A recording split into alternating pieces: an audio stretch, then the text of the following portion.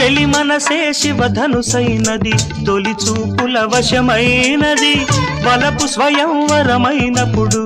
గెలువనిది ఏది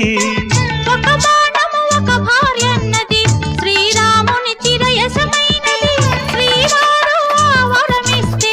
సిరులన్నీ నావి తొలి చుక్కవు నీవే చుక్కానివి నీవే తుదిదాకా నీవే మరు జన్మకు నీవే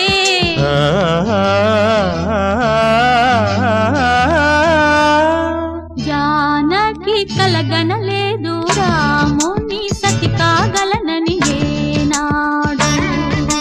రాముడు అనుకోలేదు జానకి పతి కాగలనని ఆనాడు